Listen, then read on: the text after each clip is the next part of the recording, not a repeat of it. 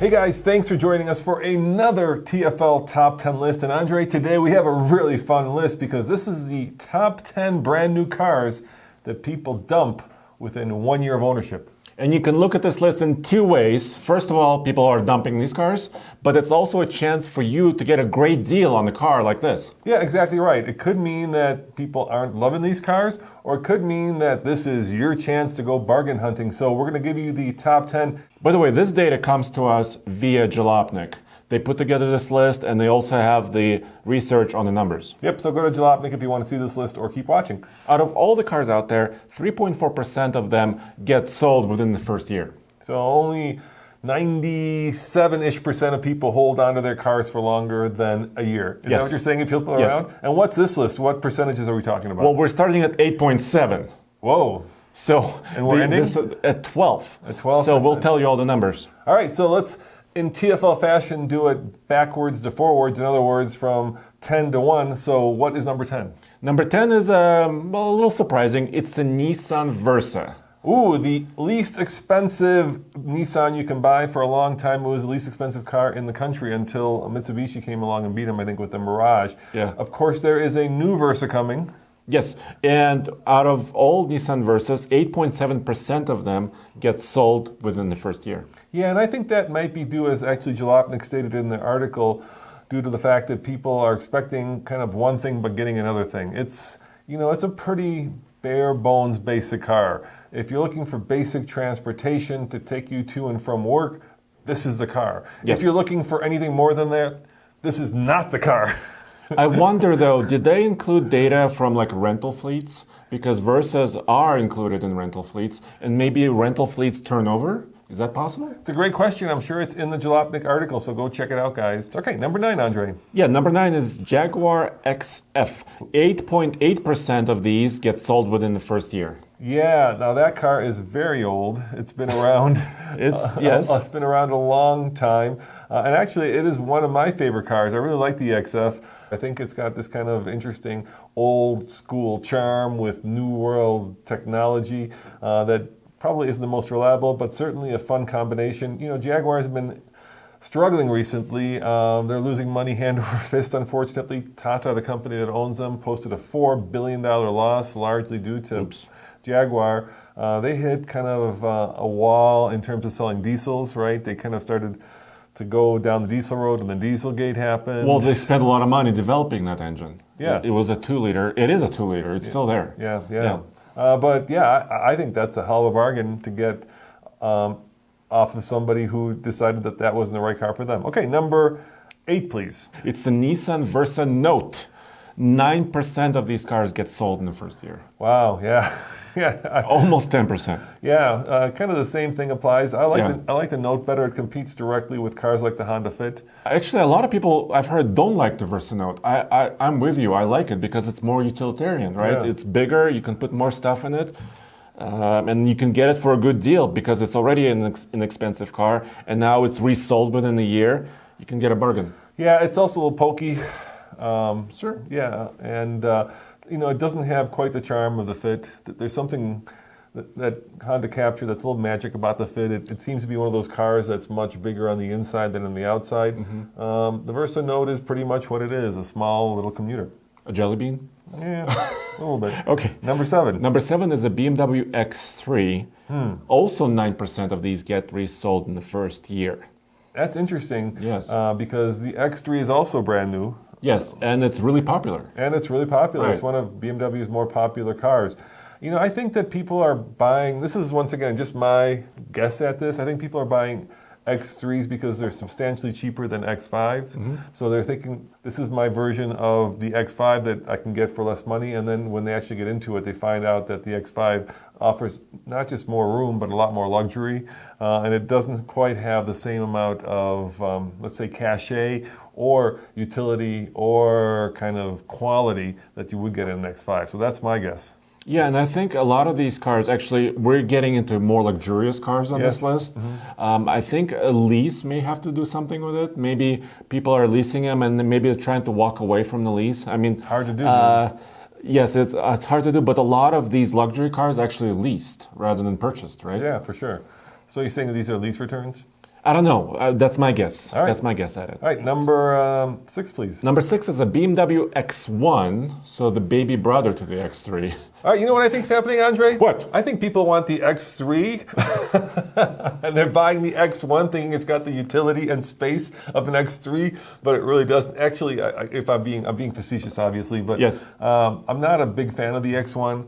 I think it's a front-wheel drive BMW. It can be. It also has xDrive. You can get xDrive. Yes, it can be all-wheel drive. But it's just too small and just at that point you might as well get a Mini. And speaking of Minis, that's also coming. It's also on this list. Yes, by the way, 10.4% of X1s get resold in the first year. Yeah, it's definitely the miniest BMW of them all. Maybe it's not literally quite and figuratively. It's not quite the performance driving machine that maybe somebody has hoped.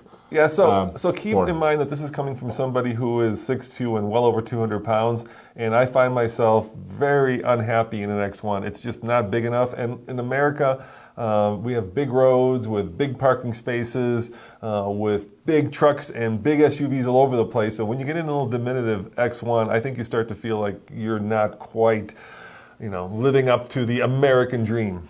Yes. So, should we move on to the next one? Go for it. Number 5. Number 5 is the Mini Clubman. 10.7% get resold. The Clubby? The Clubby, but this is a very... The Clubby with the barn door? I know, this is a very specific Mini. Very specific. Which is also basically an X1. It's on with a different body. It's on the same platform, same powertrain. Yes. I like the Clubby. Actually, if you scroll down, Jalopnik did a little thing where they showed how much you could buy one for. Used, because obviously when they return, they're trying to sell them. So how much did they find one for? Used. Well, this particular one price is $22,998, under 23 grand for a barely used Mini Clubman. Great deal. Yeah, BMW of Wichita. Yes. There you go, guys. If you want to get a deal on a Clubby, that's the one to get. I actually like the Clubby a lot. It's kind of the quirkiest of the Minis. Yeah. With that barn door. It has a lot of different options. Probably one of the most optionable and most customizable vehicles out there. All right, what's number 4? Number 4 on the list is a Land Rover Range Rover Evoque. 10.9%. I just drove the new one. Uh-huh. And once again, there's a new one, and so that may have something to do with it. So people want to upgrade to a new model, and they want the latest. So, Andre, here's my theory. Can you guess? What? People are hoping to buy a Range Rover, and they're thinking that they can get... And they bought a smallest Range Rover out there? They buy the cheapest and smallest Range Rover, thinking that they got themselves a baby Range Rover, but in fact they don't. They have a very small little crossover. But it's very stylish too, right? It looks like a concept, but it's a real production car.